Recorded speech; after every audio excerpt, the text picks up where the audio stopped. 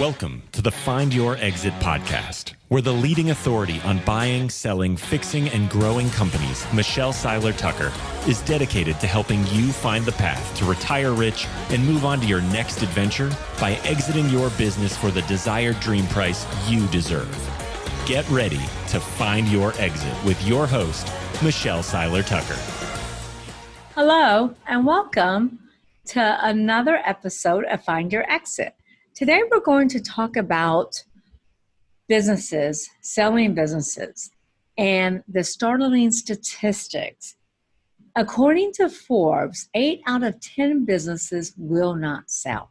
8 out of 10. Some experts say 90% of businesses won't sell, but I'm going to go with Forbes and say 8 out of 10 won't sell. There's 32 million businesses in the United States, 32 million, employing over half of the United States workforce. When I wrote my first book in 2013, Sell Your Business for More Than It's Worth, and I did the research, it used to be that 85 to 95% of all startups, 1 to 5 years, would go out of business. Well, now the business landscape has changed dramatically. When I wrote Exit Rich in 2019 and did the research again, I was amazed, shocked. In fact, I had to do the research over and over again to make sure it was accurate. But now it's only 30% of those businesses will go out of business in the first 1 to 5 years. But what's changed dramatically is the business landscape. So business owners that have been in business over 10 years are at severe risk of going out of business. Over 70% of businesses that have been in business for over 10 years will go out of business. And that's out of a sampling of 27 million businesses. 27 million. And we've talked about this before. You hear about it in the news all the time. The big box stores are closed. Toys R Us, JCPenney, Stein Mart is closed. GNC is closing down 900 locations. But you're not hearing about the small business owners on every street corner in every town across our great nation that are going out of business. Now, a lot of these business owners are wanting to sell, but their business is not sellable due to a multitude of reasons. Number one, the number one reason that businesses are not sellable is because the owner did not plan their exit.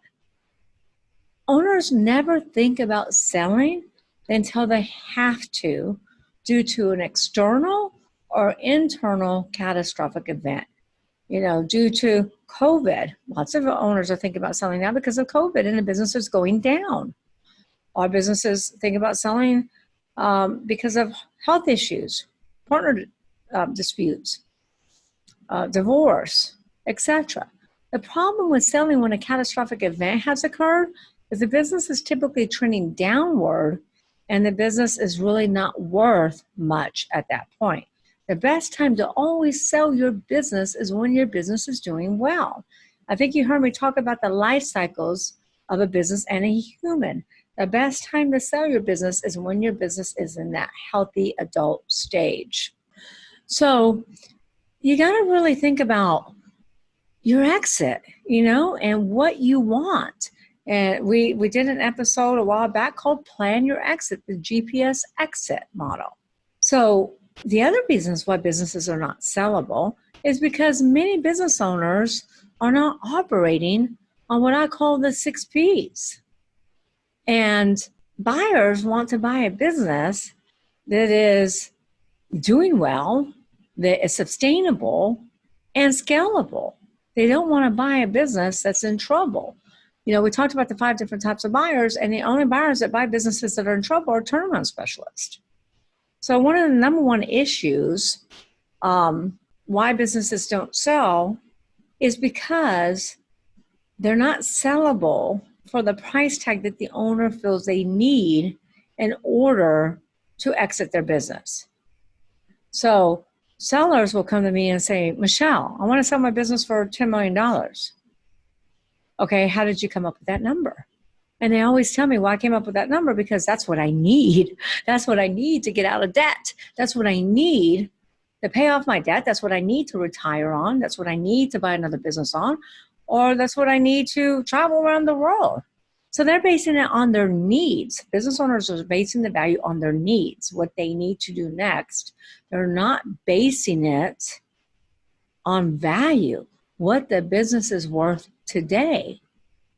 So it's very, very important that when you look at selling your business, number one, you plan your exit, you come up with your destination, your end game, what you want to sell your business for, and then you build that business to sell and have massive value so somebody's willing to pay you top dollar for it.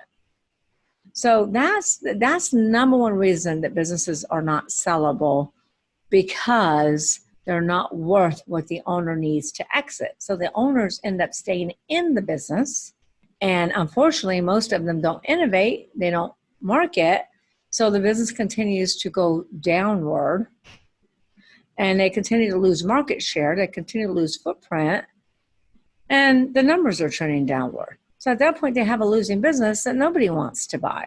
So they're typically forced into selling for pennies on the dollar, closing their business, or even worse, having to file bankruptcy.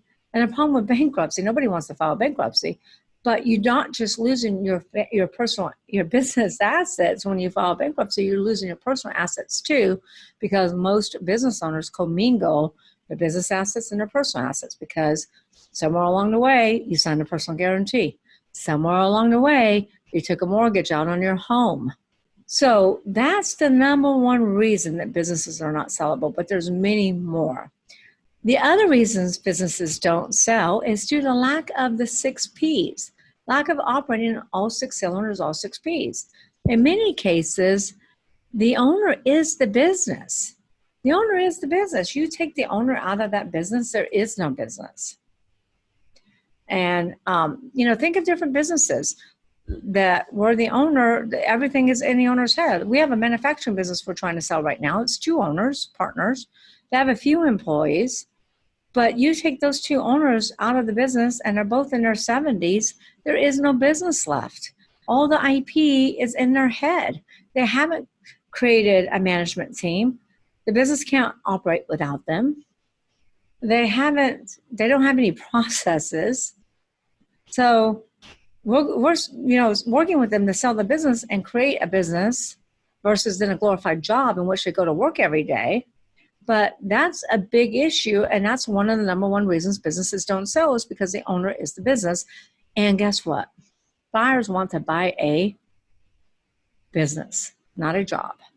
Buyers do not want to buy a job. The second reason why businesses are not sellable is because of product. Many business owners are in a dying industry, not a thriving industry. Remember, 70% of businesses will go out of business after being in business for 10 years. So you have to look at your product and ask yourself, is my product on the cutting edge? Is it on the way up, or is it on the way out? And unfortunately, many owners have not continued to innovate and market. Somewhere along the way, they stop asking their clients, what is it that you need? What is it that you want? What will make it easier to do business with our company? They forgot about the customer experience. They're not looking at what their competition is doing to make it easier for their clients to do business with their competitor. They just become complacent. So buyers, when they look at a business, one of the number one things they're going to look at is the product, the service. Is it on the way up or on the way out? Since COVID, things have changed dramatically. Industries that were once dying are now thriving. Industries that once were thriving are now dying. Restaurants, hospitality, these industries are dying. Movie theaters. But industries such as home goods, e-commerce, online education, anything home sports, gaming, all of those industries are thriving. Anything home related is doing great because consumers have stopped traveling, stopped taking vacation. What are they doing? They're spending money on their home. Construction is up. So look at your product and ask yourself, is it on the way up or on the way out? If it's on the way out, you better start innovating. You need to pivot and start innovating so you don't go out of business. And then process is another reason why businesses don't sell, believe it or not. Because many businesses that are dependent upon the owner don't have efficient, productive processes. And they don't have them, number one. So number two, their employees are not trained on processes. So processes is another big one that you want to make sure that you're working hard to ensure that you have efficient processes. And then proprietary. I've had buyers back out of buying businesses because the owner's intellectual property was not protected. So if the owner's IP is not protected, then the buyer is going to get cold feet. When buyers buy businesses, they want to minimize their risk. They want to buy a good business that operates on its own. So you got to look at your IP and ask yourself, is my name trademarked? Do I have a federal trademark? Have you protected your products with a patent? Do you have any patents pending? Contracts. If you're in manufacturing, or if you have a manufacturer, or if you have a distributor, or somebody is in your supply chain that supplies your goods and services in which for you to turn around and sell to consumers, do you have agreements with them? I would tell you, we're working with a company right now that has a supplier in Canada and has zero agreements with their supplier. If that supplier falls through, they're practically out of business. Okay? So very important to make sure that you have agreements in place. Also, make sure you have customer agreements in place. Customer agreements drive value. Customer agreements will help get you a higher multiple. But most importantly, make sure all of your agreements are transferable. 99.9% of all transactions are asset sales, not stock sales. You have to really make sure that you add language that the agreements are transferable. I will tell you, in my 20 years of business in the trenches, I only have seen one owner make sure that they have transferable language. Okay, so very, very, very important to protect your IP. If you don't protect your IP and you get in a lawsuit because you're having a fight over your company name or logo or slogan or your products, anything like that, then that's going to cost the company money, and a buyer is going to want to back out of the transaction. Then the other thing that you want to make sure your business is operating on is patrons. You want to make sure you have diversified clientele, that you don't have customer concentration. So buyers get very weary and nervous when they see a company have 60% or more tied up in one customer. Because if that business loses that one customer, what happens? That business is going to go out of business. So customer diversification is huge. Now, there are ways sometimes around it, because if you have a contract that's transferable with a big company and a strategic wants to get their foot in the door with their products and services, then they might be comfortable with buying a business that has customer concentration. But for the most part, most buyers are very nervous about customer concentration, so you want to make sure you diversify. And then the last thing that you want to make sure your business is functioning on is profits. You want to make sure your business is making money. And I will tell you, most businesses are not sellable because they are not profitable. Let me repeat that. Most businesses are not sellable because they're not profitable. And they will not sell for the price tag that the owner needs in which to retire or enter the next phase of their life. And that's where the problem is. So if a business is worth $1 million and a seller says, I need 10 million, we're never going to get there. We're never going to be able to bridge that gap no matter how creative we get on structure. So what we have to do is build value. We have to build value in the business to get it to a $10 million company if that's what the owner needs. But remember, a buyer does not care about what you need to retire on. A buyer does not care about what you need to buy another business or enter the next phase of your life. They really don't.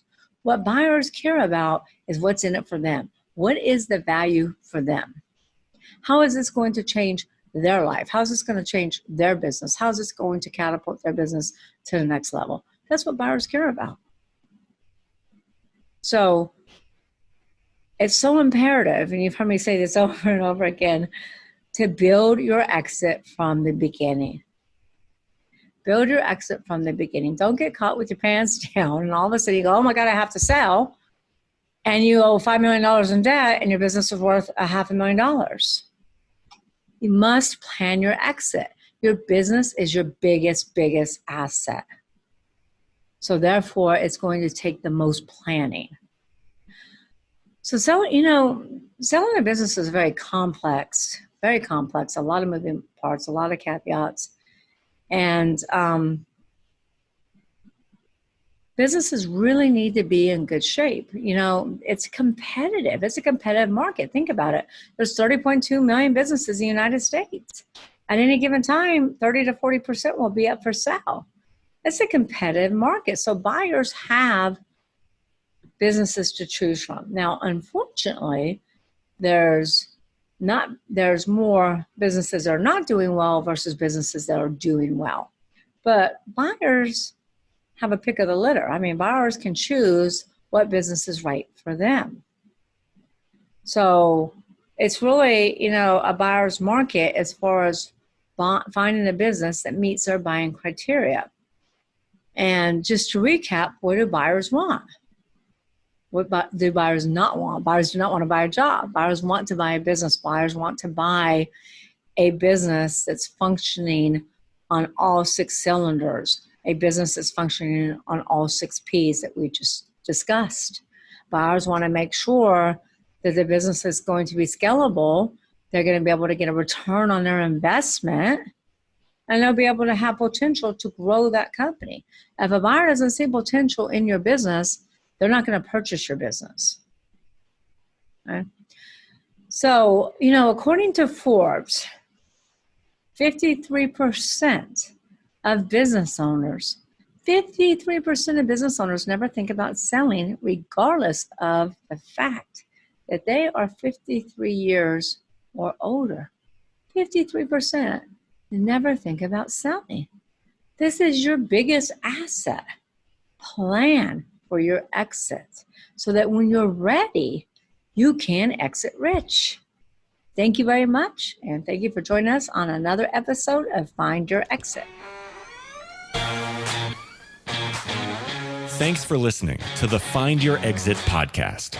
Don't forget to check out Michelle Seiler Tucker's Build to Sell Blueprint books and Exit Rich, along with more blogs, videos, and resources at findyourexit.org. Be sure to connect with Michelle on Facebook or LinkedIn and stay tuned for her next episode by subscribing in your favorite podcast player.